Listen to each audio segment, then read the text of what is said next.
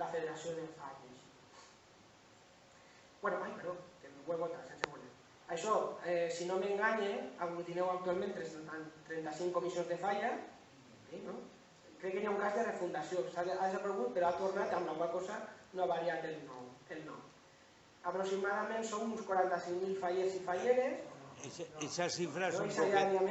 No, habitants en el Cira pot ser, però ojalà. Si hi ha algun membre de junta local, actualitzeu la web, Perquè la web... No n'hi ha ningú. Afegirien el 4 de davant. Al no pegarem un aspiro d'orelles de junta local. Ho diu ahí, amb molt d'orgull, 45.000 habitants. Deu de ser una errata. Sí, hauran ficat en el número d'habitants. Quedaran aproximadament això, 4.000, no arribarà a 5.000. Això serà la coma. Ja que vayan el 5, vale, no passa res. Bueno, però està per ahí, és una xifra considerable, tots sigan, una xifra prou considerable. Això sí que ho teniu, això sí que Festa d'Interès Turístic Nacional el 2015 i bé d'interès cultural, perdó, en el 2005 i bé d'interès cultural en el 2015. Junt a altres capitals, Junta Sueca, Gandia, Alzira i Xàtiva.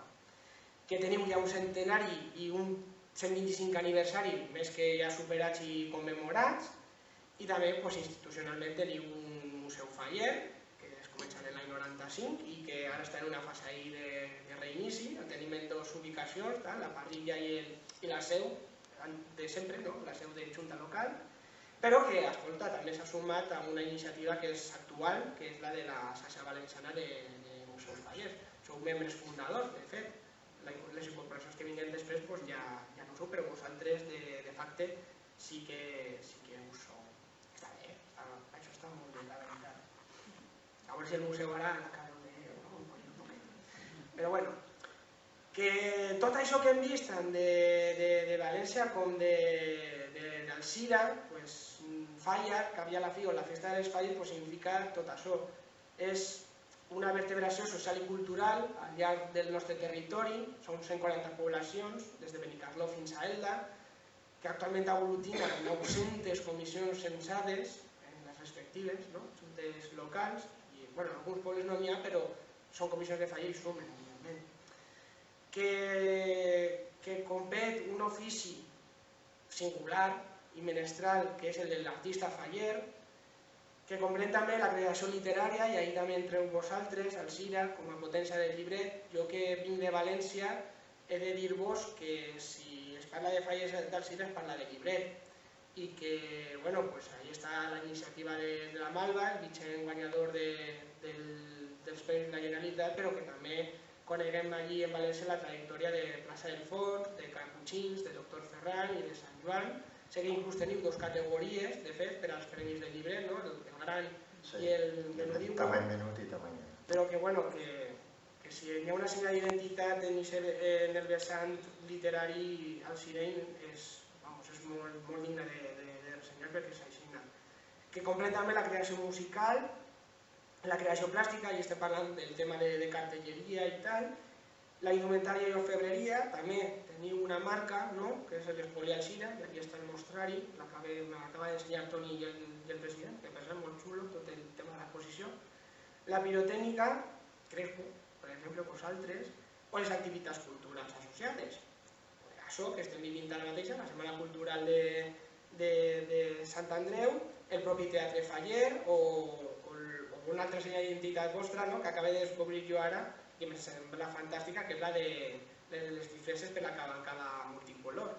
Que la veritat que també la labor de preservar un tratge de cada comparsa que ho així també és minina, però bueno, que està molt bé, la veritat. Prou sorprès de la iniciativa. I al cap i a la fi, són aquests valors desglossats, és un poquet el resum d'aquest extens expedient que està a punt de culminar-se, esperem, que les falles siguin patrimoni cultural immaterial de la humanitat, que ens reportarà beneficis, sí, sobretot a nivell de reconeixement, perquè, clar, la UNESCO és l'última institució cultural que hi ha en el món, i que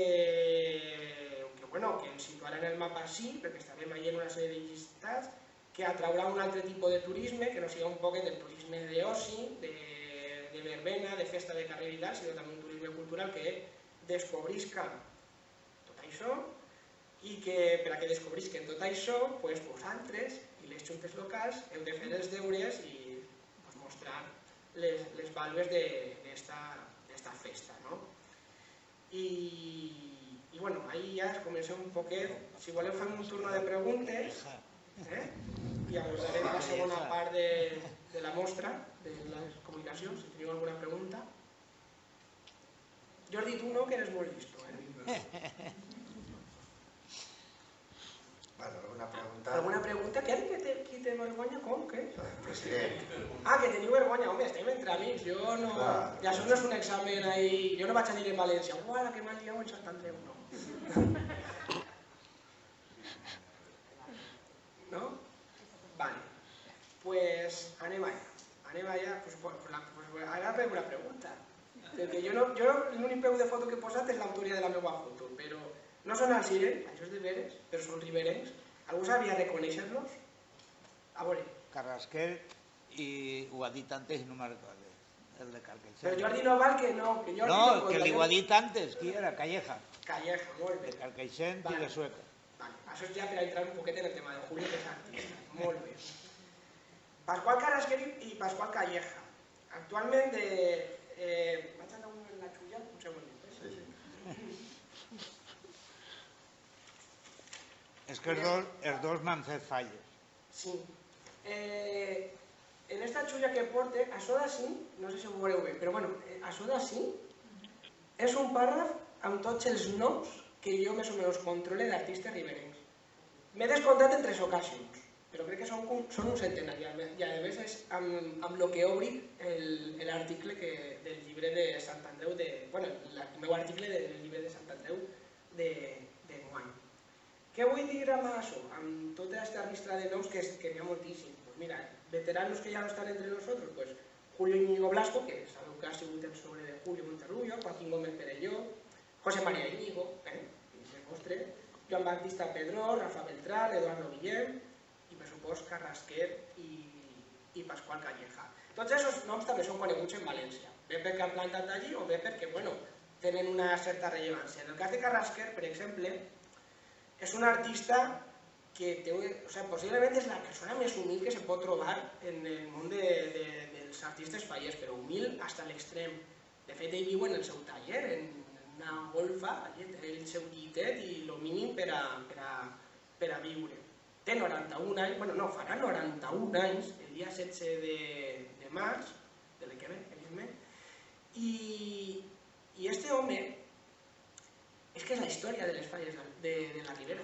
O sigui, la quantitat de falles que té fundacionals, la quantitat de falles fundacionals que té Pasqual Carrasquer no la supera ningú artista, però ni de lluny, perquè quan se feu la seva biografia se catalogaren 479 falles amb la seva signatura i n'hi ha més d'una vintena possibles, així n'ha estat plegat quasi a les 500. En el Cira té una trajectòria, ella ha plantat en el Cira, crec que és en Mercat. En el Mercat. En el Mercat ha plantat. I és un artista que després ha plegat a València, efectivament, i té una trajectòria molt notòria en València, en la secció primera, en Félix Piscueta, Cilibro Amorós, i una falla d'especial. Testimonial, però té una falla d'especial. I el cas de Calleja és el mateix, perquè Calleja és més concret en Carcaixent, però també és un artista molt humil, que fa falla en Carcaixent quan se reinicia també la història de les falles de Carcaixent i que també aplega a València i també com a extrem últim en la seva carrera, perquè ja estava quasi en plena retirada, aplega l'especial, la deixa ahir la falla l'especial i ja se retira, no? O sigui, són gent que s'ha dedicat a això entre 50 i 60 anys a l'ofici d'artista faller i a fer falla quan ells ho han passat molt mal perquè els tallers a voltes se treballa en precari i quan vosaltres també ho heu passat mal, perquè són artistes que no han dubtat en pràcticament regalar les falles per a que plantareu alguna cosa. Són gent que ha amortitzat en el seu moment molt de cartro i que, juga un paper capital. I tot aquest cúmul de noms, aquí jo no sé si pot interpretar-se com un zasca o un ponerse les piles, però necessitava això dir-ho. I i en extensió estarà en el llibret de Sant Andreu. En el que és l'art falla, que és un terme molt modern que està ahí encunyat, però bueno, el que és la falla com a gènere artístic, se reconeixen 3 escoles, ¿vale? València, Borriana i Alacant. En el cas d'Alacant és foguera, però bueno, en el context de l'art efímer ígnic. A més, s'associen a 3 gremis, el de València, el de Borriana i el d'Alacant. Ara, crear un gremi en la Ribera és inveròssim. De fet, si estan qüestionats aquests 3 gremis, el seu funcionament i la seva gestió, que els riberencs se convoquen en un gremi, crec que seria improductiu. Potser una federació d'artistes fallers podria ser, però com a gremi segur que no. Però bueno, malgrat no existir un gremi, l'escola riberenca què? És tota una senya d'identitat en la història de les falles. Perquè ja us dic que el pàrrafo pot ser més extenso, però el doble d'extens. I realment ahir, segurament, estem parlant de la Ribera en general, però si concretem en el Sira, que tenim molts noms, que el Sira ha donat molts noms, junt al que comentàvem de l'espoliar al Sira o dels llibrets, una gran senya d'identitat de vosaltres és l'escola d'artistes fallers que heu tingut, que és capital. És capital per als vostres pobles, com gent com Carrasquer, que us ha fet falla, com és fotut ho heu tingut, i ell també, i gent que ha plegat a València, que per això era la cúspide, i ha sigut perquè la catapulta l'han tinguda així. I jo crec que la UNESCO, o la declaració de patrimoni, el que implica, com us comentava, és que s'ha de fer els deures i segurament només tardarà el dia 2 és quan se donarà la declaració, així que des del dia 3 ja que es començarà a treballar. I jo crec que ahir teniu una gran mancança encara. Us falta encara de veritat creure en que sou una escola, o que teniu una escola, que ells són una escola capital i que heu de fer la seva història, se l'heu de redactar, perquè malauradament molts ja mos han deixat, moltíssims, és evident, estem parlant de, imagineu-vos, Salvador Lacasa, amb falles de primers del segle XX, evidentment, ja no estan entre nosaltres, però teniu altres. Carrasquer té la seva biografia, però Pasqual Calleja no, per exemple. I altres artistes al cine tampoc la tenen. Vicent Femenia o Enric Picot, per exemple. Són gent que està ahí, jubilada, i que segurament us poden oferir moltíssim. I no sé. Jo ho deixo, per això estan els puntos suspensius. Sí. I per supost, clar, avui en dia, qui és el que capitalitza el pes de la vostra escola? Perquè ja podem, jo considero que s'hauria de parlar d'escola riberenca i me compromet a partir d'ara a escriure-la quan referenciem els meus articles a tots els artistes que a voltes parle. Igual que cite Borriana, cite Alacant i cite València, me compromet a partir d'ara també a fer referència a l'escola riberenca i citar 3 exemples capitals. I de fet ho faig en l'article, encara que en cursives perquè no és oficial, però ho podem oficialitzar a partir d'ara. Però el pes l'aglutina esta persona, que és Julio Monterrubio.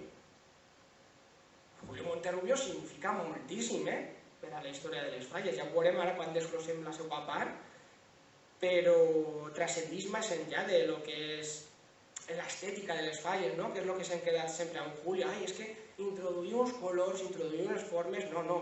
N'hi ha molt més, n'hi ha molt més ahir amb Julio Monterrubio. I encara que és madrileny, resideixen al Sira. I si resideixen al Sira, forma part d'aquesta escola, d'aquesta marca. Si hi ha algun artista faller no mencionat, que també me disculpa, igual està ahí, però jo també el tinc present i estan ahí, en aquest concepte d'escola riberenca. Pues lo dic, no? Des del vessant personal, Julio Monterrubio naix el 4 de març del 53 a la localitat madrilenya de l'Escorial, pràcticament naix en plenes falles, sense ell saber-ho. Aplega al Sira a mitjans dels anys 70 i el seu primer treball va ser a Videsa, que també en el Sira trobar algú o algú que tinga famílies que no hagi treballat en la Videsa deu ser prou difícil, veritat. que era el motor, no?, de la ciutat i també de la comarca.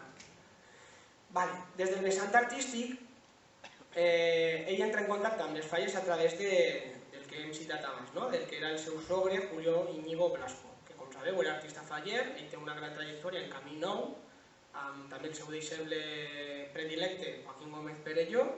El que passa és que una volta ja arriba a la seva edat de jubilació, de retirada, el Julio Íñigo Blasco el que se dedica és a tirar de cartró i a pintar, sobretot en tallers d'altres. I sobretot treballava molt en València, en Martínez Moya i en Borriana, fins a Borriana arribava a pujar en el taller de Vicent Tornador, que és el primer taller on entra Julio Monterrubio i veu les falles. Al marge de les que ell era plantades, ja una volta establert en Alzira, el primer taller realment que veu és el del borrianenc Vicent Tornador, i allà un poquet, clar, el sogre evidentment li posa a fer feina, i se veu que Julio es comença a soltar-se molt a l'hora de pintar uns volums que tenia allí penjats el Tornador, li agarra gust i evidentment al final, en l'avidesa, en un treball que és un poc mecànic i repetitiu, i front a un altre que és més de creació i en el que tens evidentment una autonomia, Julio ni s'ho pensa dos vegades, i més venint de la tradició familiar, política, que també d'ells ensenyaria molt. Evidentment, el que fa és entrar, tancat el taller del seu sogre, com comentava, ell té que formar-se realment per a ser artista faller i tirar de cartró i fanguejar i tots aquells processos que feien les falles als anys 70, entra en el de Ramon Primo Ferri, un altre arginer que la història també està pendent i que també, malauradament, no està, veus?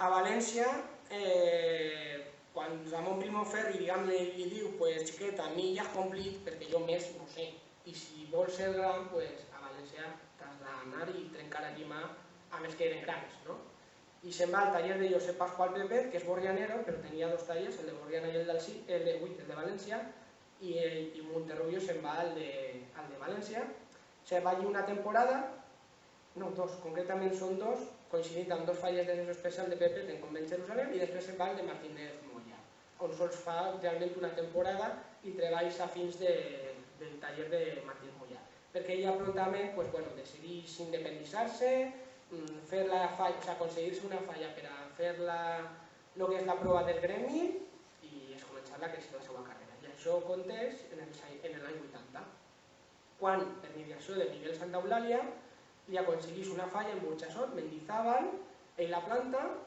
i el jurat del gremi li dona la vàlua de la prova i Julio Monterrubio naix com a artista faller. Però no content amb això, la seva ambició va més i en poc de temps, a part de fer falla en el seu poble d'adopció, la seva ciutat d'adopció en Camí Nou, que Camí Nou ja era un pes important, suposo, que les falles d'Alzira, perquè ja està creada la secció especial i Camí Nou és una de les titanes que estan ahí, suposament aclapadora també de molts premis, a plegar esta plaça tan forta com és Camí Nou, i en València se'n va al Convento Jerusalem, que també té la seva trajectòria. Estem parlant d'una plaça en la que havia plantat Regino Mas, el propi Pepet i molts altres grans, i que venia amb una història quasi en aquest moment de quasi 5 primers premis de secció especial. Però ell tira al davant i se'n va allà. Ahí veiem aquesta falla amb la que debuta i obté el carnet del gremi, que és la de Mendizábal de Burxassot. Evidentment, no és un Julio que reconeguem ara. Tots tenen uns inicis i tots tenen un passat. És una falla, evidentment, tirada de cartró. Algunes parts són seues, amb un modelatge molt tosco. Per exemple, les flames són molt tosques, però penseu que també les habilitats d'ell eren les que eren. I la fusteria, en aquest cas d'esta falla, ell va fer una fusteria molt pesada perquè tenia por de que poguera tombar i, evidentment, clavall molta torre i molt de floc, que són les parts 600 que tenen les falles, i clar, després tota aquesta armadura per dissimular-la quedava coberta de cartró un poquet tosca. Evidentment també tiraria de cartró de companys, però la falla, com veiem, el típic, això també ha sigut molt maní, dos xicones desnuetes, pensem que estem en l'any 80, hi ha uns estereotips molt marcats, i quan se feia una falla de les Tentacions, la primera imatge era la d'una dona nua. També tota la influència del cinema del Destape, estem en plena transició, tots els estereotips un poc masclistes, no? L'home que ix a buscar sexe en els carrers, l'abuelo babós amb les jovenetes que ixen del col·le, coses d'aquestes, no? Estereotips d'una època que definien aquesta falla dedicada a això, a les temptacions, no? De fet, això se suposa, bueno, segons l'explicació de relació, és el cofre d'este de... Jordi, tira'm un cable. El cofre este de l'arca de l'aliança, no, com li diuen això? El cofre de la deessa esta, que desatava tots els mals del món. Pandora. Pandora, molt bé. La caixa de... Se suposa que és la caixa de Pandora oberta per un sàtir. Vale. La falla que planta en Camí Nou, pues un poquito de lo mismo, ¿no? La violència. En aquests anys estem en uns anys de molt d'impacte del terrorisme, que són els anys més sanguinaris d'ETA, els anys en què ETA tenia fixació per militars i guàrdies civils. No sé si també coincidís amb els secrets del propi Lluís Sunyer, que és per aquests anys, si no el 81 o el 82, però bueno, ETA estava molt present. Se venia també d'un mundial de futbol molt cru, en el que també havien hagut moltíssimes incidents sanguinaris. Ahí veiem també el paradigma també de lo que és la traïció i el genocidi, que és el Rómulo i Remo, els dos germans que acaben barallant-se i matant-se entre ells. Per això també una falla totalment armada a partir d'uns cartrons més o menys comprats i reconfigurats per el propi Julio. Però clar, abans ja és una altra història, no? Què passa també? Que malauradament el pobre Julio, la falla amb la que debutava en secció especial a inici d'any 83, pues la riuada d'octubre, la plantanada de tous, li la desfà. L'aigua li aplega en el seu taller de Carcaixent fins a quasi els 6 metres i no, o sigui, se desfeu totalment, se perdé. Entonces ell, a partir dels cartrons que tenia, de fet, ahí està el sàtiro de la falla de Mendizábal, però a partir d'una sèrie de cartrons que, bueno, cartrons no, de moldes, realment, que ell tenia, que el fang no afectar, i del cartró, que també de València baixaren a molts artistes per a que pogueren reconfigurar amb el que tindre falle les comissions, pues clar, va assumir el compromís que tenia de secció especial amb aquesta falla de mero tràmit, però que tot i això és un quart premi de secció especial. L'any següent, en l'any 84, la Comissió de Comerç Jerusalem, la veritat és que aposta per ell, perquè un artista no vell, damunt li entra aigua en el taller, se li destrossa la falla, doncs en altres circumstàncies li hagueren donat porta, però no, per Julio s'aposta i la falla del 83 se pot fer, efectivament, ja per al 84, ja és una falla totalment ex novo, ja no tira pràcticament del cartró que té per el taller, els bons partits del seu amic Miguel Santaeulàlia, i aquesta falla és tercer premi, o sigui, va pujant un poquet cada cop Julio, o sigui, cada volta se fa més gran. La veritat és que inclús en els anys 80, amb aquestes falles més primitives, en què encara les seues habilitats plàstiques no estaven del tot definides. També temàticament, aquesta falla també té un punt, perquè també naix un poquet de la idea de les temptacions, també tenim l'Abuelo Verde, que se pren un bany i ahí en sus fantasías y tal, pues li apareixen esta mena de xicones muetes i tal. De fet, hi havia una escena que estava dedicada inclús a l'arribada del cinema pornogràfic, de les primeres sales X de València i tal.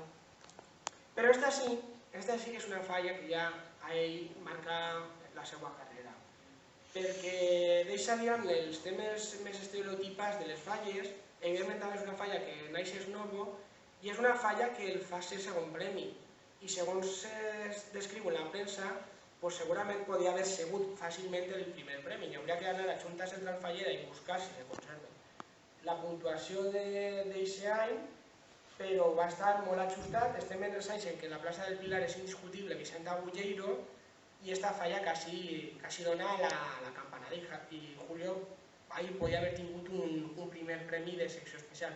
Per això en esta falla, a part de posar-la en una diapositiva a banda, li he posat este cartellet de La Forja, perquè és la falla ja que forja Julio com a artista. La falla un no para todos i tots per a un, Ahí veiem a d'Artacan i els mosqueters. Ahí veiem com ell ja, bueno, exalta ja la seva habilitat escultòrica amb este tinter d'època, ahí ell tira el resto, això costaria una barbaritat. És que penseu tot això en fang.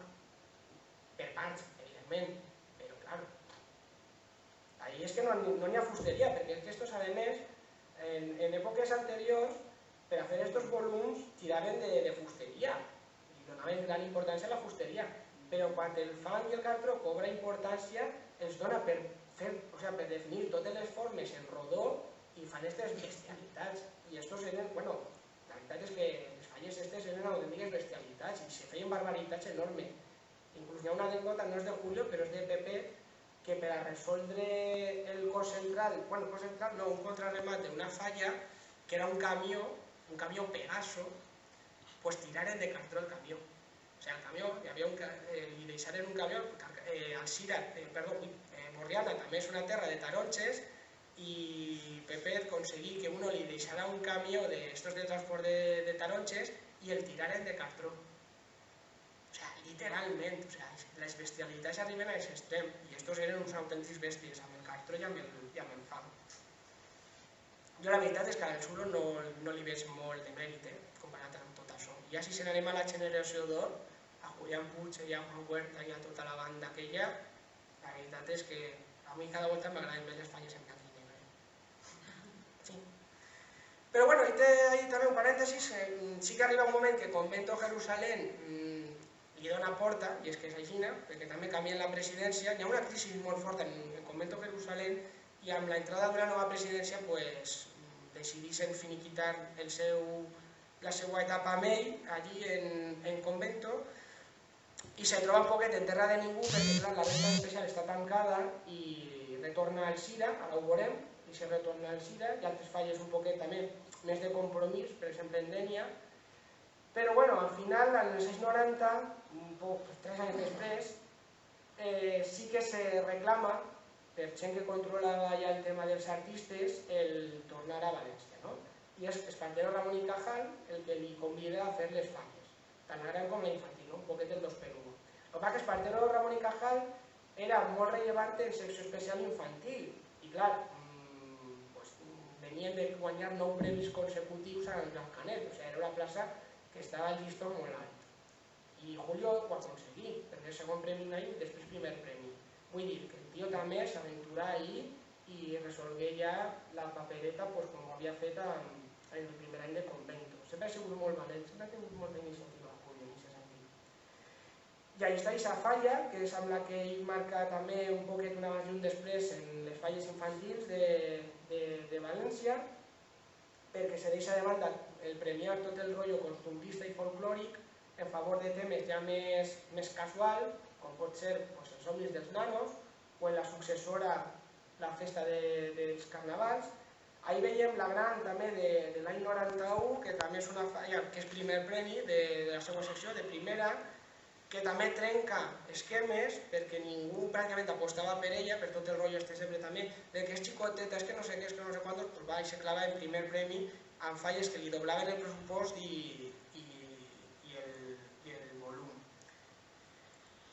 Però no està soles, ojo també, perquè són uns anys en els que està present el seu fill Julio Sergio, que és fonamental en aquest taller, fonamental en el sentit que Julio ja delega unes funcions, Julio quedarà com a ideòleg i com a esbossador i Julio Sergio com a fautor de lo que seria ja el modelatge. Primer de la maqueta, que després Julio traurà en volums, i aquests volums són els que Julio, amb les seues dots plàstiques, va anar configurant.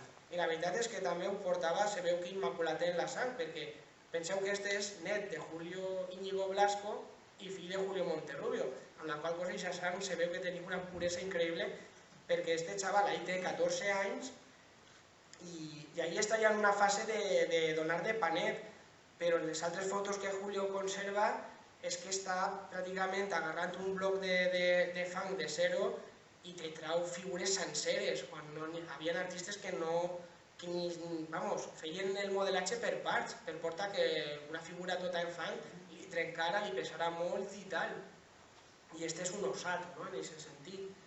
I el 6B, vamos, que sí, el 6B, ja ho crec.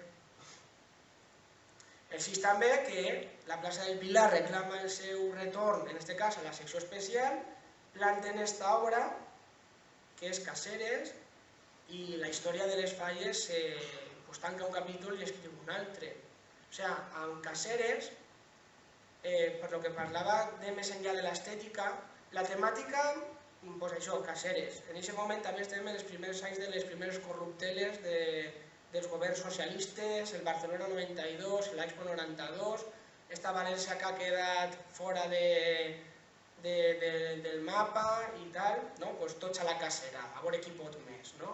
I el fet del tigre bengalí, que n'hi ha en el remat, era un poc la hisenda i l'impost tributari que tots paguem i la resta se fuma, no? Pues bueno, però més enllà de l'estètica, penseu que amb aquesta falla acaba l'etapa de Vicente Agulleiro i amb Vicente Agulleiro s'acaba tota una història de les falles, perquè Vicente Agulleiro era l'hereu de Regino Mas i de Vicente Luna. Entonces ahí se tanca un capítol y también pues se tanca ya definitivamente el capítol de la generació d'or. I apareix Julio i apareix aquests anys 90 en la que de repente tot es comença a ser més fresc, més novedós, ja no estan encorsetats.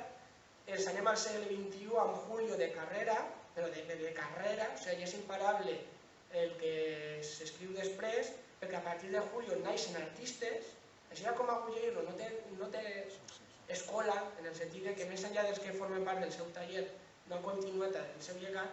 En el cas de Julio, els que érem uns manyacos, quan anàrem a veure Caseres, jo no, però molts altres després se dedicarem a ser artistes fallers per esta falla. I ahí és quan es comença ja la història de Julio com a mite i com a referent. David Moreno confessa que fa falles per esta falla.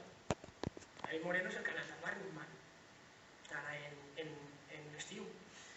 Mario Gual confessa que fa falles per esta falla. I així n'hi ha molts. I també són els anys en què es comença el duelo, no? Està també per una part Miguel Santaolalla, que és més veterano que el propi Julio, però que realment se consagra en els anys 90. I també hi haurà una escola com Santaolalla, que és un poc la que més vigent està, no? Per el que veiem, sobretot en la secció especial de València. Perquè Julio canvia també tan radical any rere any que és difícil el seguir-lo. I ahí està lo que significa Julio realment per a la història de les falles, que sí, és en València, però és que el rebot se'l porteu vosaltres, perquè si parlem de Julio Monterrubio partem d'Alzira, perquè ara també el taller està en Alzira. Abans era el Julio Monterrubio de Carcaixent, que és erroni. El Monterrubio el que tenia era el taller, realment, però no era res de Carcaixent. Vindran totes aquestes falles. Esta la colada perquè simplement és la meva favorita. I jo he de dir-ho, no és un primer premi, perquè no tots els anys guanya el primer premi, llavors dic que entre ell i Santa Eulàlia abandonant-se, i de rebot el Pilar i la Jordana, i la rivalitat dura, Ojo amb la Jordana i el Pilar que se tiren a voltes dels pèls, ahí encara queden molts rotllos de «Ixe primer premi era meu, ixe tal, no sé quant», i després en els 2000 encara tindran moguda. Però bueno, esta falla jo la poso perquè és la meva preferida, perquè des del vessant personal, jo és l'any 95, que és l'any que m'independicé dels meus pares i ja no vaig a veure falles amb ells, no? Ja me deixen agarrar l'autobús i tal i anar del meu barri al centre a fer la secció especial. No me permetien anar-me'n als barris com ara. Ara tampoc ja no té permís, però bueno. Tampoc coneixen més, Al cap i a la fi, en el Ballarri, al final te quedaves amb la secció especial. O dels barris, bueno, te sonava xino. Veies el teu barri, en tot cas. I esta, pues, quan apuntava de l'autobús i comença la ruta especial, esta és la primera foto que jo llance a soles, en mitad d'una plaça, una falla. I estava pràcticament a soles, no era un dia que n'hi haguera molta gent, de fet, crec que eren les 9 del matí, encara estan els focos encesos i tal, però que bueno, que per a mi té un gran valor i una gran transcendència, i això que no és la falla més coneguda, des de luego, de Julio Monterrubio. Esta sí, esta és primer premi i esta té molta transcendència, a més una falla que ja està feta en suro, Caseres i amb els xiquets no es juga, eren de cartró encara, però esta ja és de suro tota ella, és voluminosa, esta ja supera els 23 metres, és primer premi, fi, bueno, és una falla que també ha transcendit molt i la retransmet Canal 9 i totes aquestes històries i, bueno, és la que transcendeix.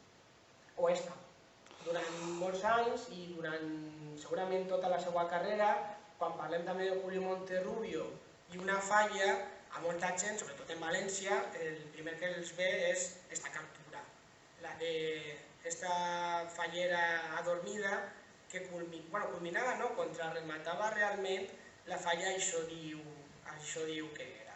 Que és una figura també de Suro, que quan combustí, evidentment se pergué, i que precisament és una falla també molt imitada després per molts artistes, amb menor o major sort en el tema plàstic, en el tema de la resolució final, però és una falla que també causa un impacte i evidentment també avala el fet que Julio Monterrubio sigui un artista amb una escola.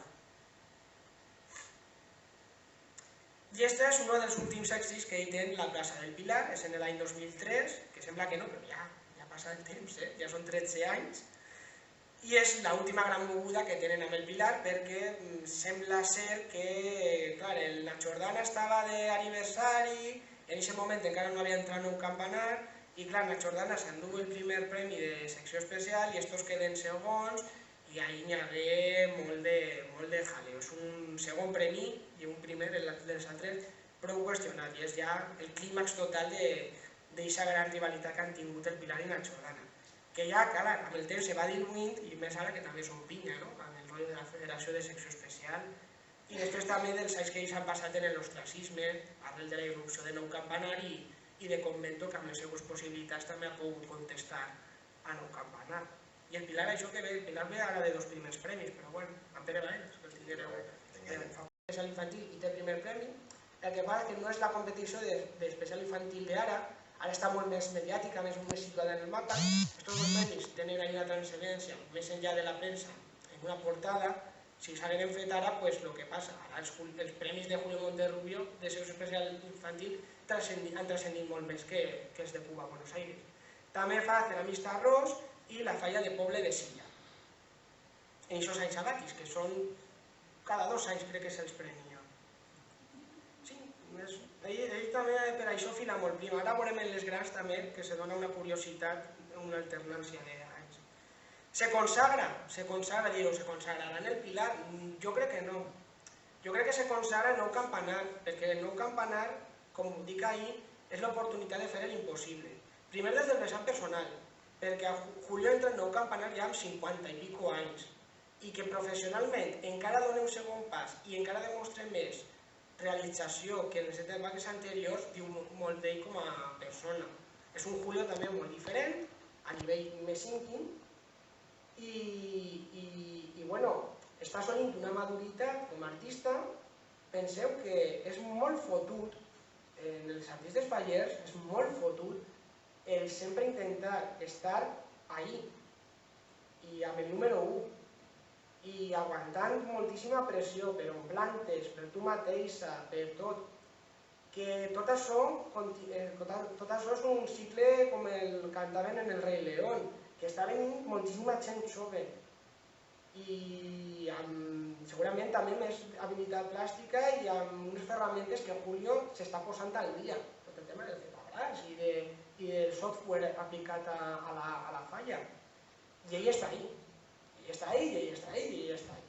Altres se retiren, passen a un segon plano, fan una falla testimonial i tal, però ell no, ell en plena maduritat continua fent l'impossible. Sí, amb uns pressupostos que se'n van als 200.000 euros en una falla infantil, però bueno, ho fa. Però clar, és que aquests 200.000 euros te'ls has de gastar, ben gastats, no? Ojo, també és de veure, no? I ahí és a la seva habilitat plàstica. De fa això, o sigui, mireu l'escala, això són el Capelatxer. Això va ser també una marca, un abans i un després. Està envellint molt bé aquesta falla, perquè està sent cada volta més valorada, està inclús eclipsat una de les xicotetes relliscades que té Julio Monterrubio en el Pilar, que se'n va al quart premi amb una falla que era en aquesta línia, però amb aquest és primer premi, amb aquella no ho va ser, I està perpetuant molt més el fet que sí, que el 2004 podria haver sigut un primer premi fàcilment, que el 2009 va ser i aquesta falla està revaloritzant-se també cada volta més en el temps. Encara que ara també veurem, perquè el 2017 ell torna a la gran competició, però també torna a una competició en la que està marcada una línia molt concreta. I ell, fent vàlua ara, no ja als 50 anys, sinó als 63, crec, 63 anys, va demostrar la seva marca altra volta. Ell si se retira, se va retirar com és, com Julio Monterrubio i sempre intentant ser el millor. Aquestes falletes infantils, ja us dic que han transcendit molt més que el que va fer en Cuba a Buenos Aires. Esta és encara en l'etapa de nou campanar. Esta és una de les que aplega, això, als 180.000 euros o 200.000 euros. La d'esta falla té molta tela, esta va ser 900.000. Quasi 1 milió d'euros. Li costa 2 anys de fer-la. Es comença, el primer esbós és de 2007. De fet, ell no fa falla infantil en el 2008 en nou campanar perquè a Miñana li diu que tu a la grande. I és quan fa Bernardo Estela. És l'únic any que Bernardo Estela té la falla infantil de nou campanar. Evidentment perquè algú li diria, si me la fas jo, que la fas a Bernardo. Esta ja l'hem vista. Esta és la seva última gran en nou campanar. Esta sí que ha sigut una falla que deixa molta gent freda, però bueno, segurament la d'ara està alçant molta més expectació que l'esta del 2013 de Castelldefels, però bueno, que també demostra encara ahir ja també als 60 anys qui és Julio i com Julio avança cada any. O sigui, ja no és el Julio tampoc de Caceres, és que clar, agarrar-lo és molt difícil, ho han tingut molt difícil tots els artistes que han intentat medrar o buscar-lo, però és molt difícil perquè cada any dona un pas. I el que portaven dels cicles, del 2013 al 2009 van 5 anys, i del 2009 al 2004 van 5 anys. Justament, 5 anys després d'esta falla, tornarà a fer una falla gran. Però aquesta falla la fa primer, després d'haver d'uns anys exitosos, en Duc de Gaeta, la Bola de Farnals, que ha sigut la seva última producció, en especial infantil, i en Espartero Ramon i Cajal, on torna també amb bons pressupost per a lluitar en primera, també amb bon èxit. El primer any no va ser tan fructífer, però després sí que ha sigut premi d'Enxin i premi de falla. I veiem l'última, esta de les japonesetes, la de la geisha, com a primer premi especial, pràcticament any rere any, enseguida tot el món, que si Julio fa foguera, que si Julio Carolina Saltas, que si Mercat Central, que si Hernán Cortés. Realment les ofertes estigueren damunt de la taula, però en aquesta època la gestió del taller era molt diferent d'ara. I Julio Monterrubio, de març a juny, no se veia capacitat d'armar una foguera amb la qualitat d'una foguera precisa. Hi ha un mal endèmic que pesa sobre les fogueres, que és que allí en Alicante vale todo, puedes plantar lo que quieras. No, Alicante també és molt exigent, ha sigut exigent amb els seus artistes, malauradament alguns molt defenestrats i en situacions extremes, però als valencians se'ls està exigint moltíssim, i en el cas de Julio ell no se veia capacitat en aquest moment d'afrontar una foguera d'especial gran. Quan tingui temps ho feu, i ho feu amb una infantil. I ell plantà, ell va veure els antigos, aquesta foguera, i res, fou primer premi, provar l'experiència i no ha repetit. De fet, en la taula que estigui l'altre dia parlava d'Alacant, de la validesa que té Alacant respecte a les falles. I això és el que afrontarà l'any que ve. Per una part, el retorn a les grans a meter-la de seducció a l'antiga, també s'estava dient moltíssim de que quan Julio Monterrubio tornaria a les grans, està afrontant ja una edat en què, evidentment, si no de forma legal, però en curt plaç de temps, Julio Monterrubio se jubilarà, segurament estem davant de la seva última falla gran, ho farà mantenint el seu perfil, sent ell, no venent-se a cap altra escola, i per altra banda estarà també present en la municipal. No l'executa ell forma part de l'equip creatiu amb una escena, hi ha més artistes, estarà Manolo Algarra, estarà també José Aguilar també estaran els Fede Càrrec, i m'oblide d'algú, però ara no recordo aquí, però bueno, és un equip multidisciplinar que dirigís Manolo García, que és el que executarà esta torre, que ja també està causant gran polèmica, no? Però bueno, ahí està lo que Julio Monterrubio afrontarà en el 2017. I en Alzira què? Doncs la veritat és que en Alzira la seva trajectòria és molt testimonial. És en els seus anys d'arrencada amb camí nou i en els seus descansos, realment, quan fa llest per a Alzira. Ahí veiem un exemple de, bueno, si voleu veure en detall, camí nou, 81, 82, 87, 89 i 97, 97 infantil. 88 no hi ha falles perquè, com ben sabreu, també tinguérem un episodi de pluges que us va interrompre la festa. Caputxins en el 87 és molt desconeguda, és una falla molt desconeguda del seu currículum, Pintor Andreu en el 89 i ja últim en el Mercat en el 11 i en el 12, que són infantils. Esta és la de Caputxins, molt desconeguda, feta a partir del cartró que ja havia fet per a Convent Jerusalem, a més crec que en secció segona, serà una falla testimonial de tràmit. Segurament Caputxins també estaria en una situació millor. Tot un luxe per Caputxins. Per Caputxins, però sembla que la situació de Caputxins no era la desitjada, perquè Caputxins tenia una trajectòria també de falla de pes, però per el que he vist i per el que conta Julio va ser un any prou fotut per a Caputxins. Crec que la secció és segona o tercera, que era l'últim que hi havia en l'època, pràcticament. En Pintor Andreu sí, ahí, amb aposta ferma en la secció primera, planta esta falla en l'any 89. És doblet perquè també fa el primer premi de Camí Nou i en primera és el primer a més amb Glòries Valencianes. Així, curiosament, no és cartró del seu taller, és cartró que ell compra de segon mà a altres artistes. De fet, tot això, el xerro no, però el xerro crec que és de Bulleiro. Tot això ve del taller de José Luis Ferrer, el Regino de Borriana, que li deien, també, artista malauradament desaparegut.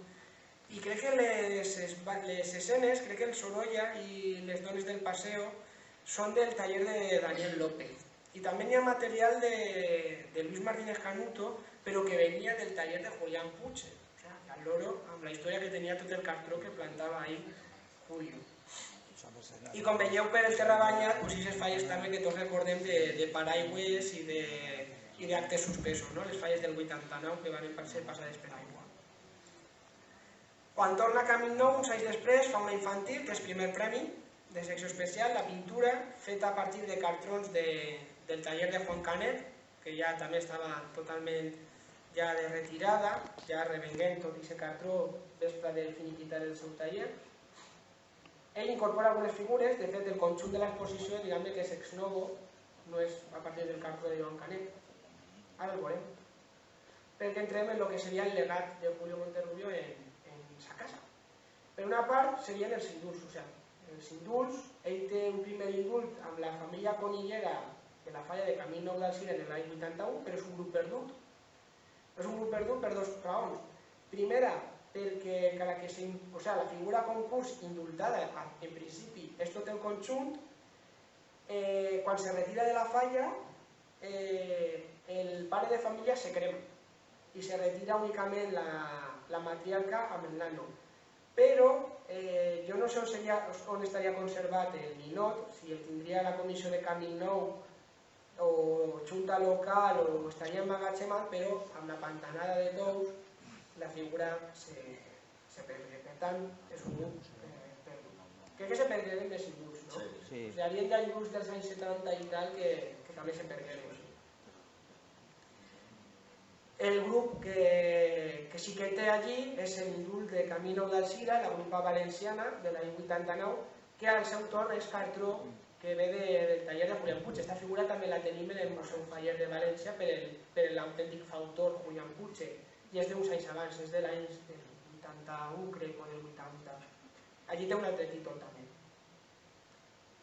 Això és el museu, el dia que jo el vaig visitar ja fa uns anys, quan encara tot estava en junta local. Que a mi va ser per la nit, anava amb tu. Sí, te vaig obrir jo.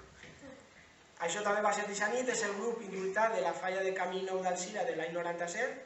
No és cartró de Quanet, és un conjunt que se fa ex novo per a presentar-lo a l'exposició i en el que intervé Julio Sergio, per supost, perquè allà està Julio Sergio.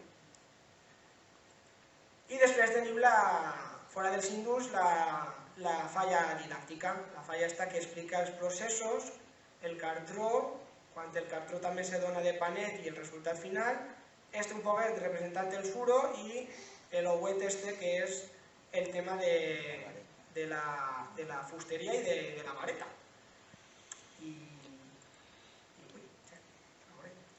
Pues s'ha finit. Ahí teniu formes de contactar amb nosaltres.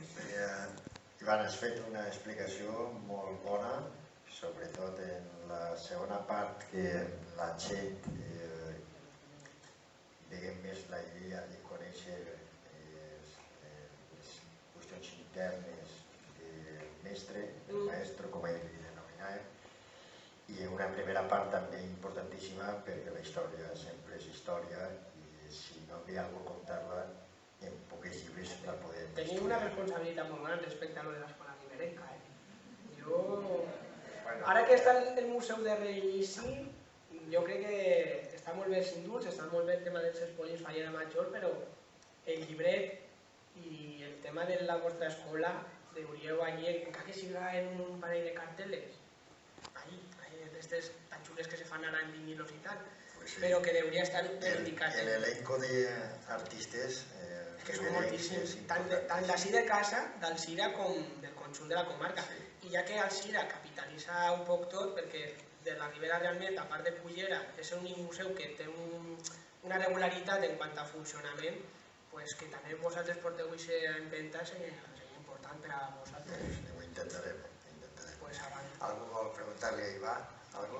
Bueno, doncs Ivan, moltes gràcies per nom de la Falla de Sant Andreu. Muchas gracias.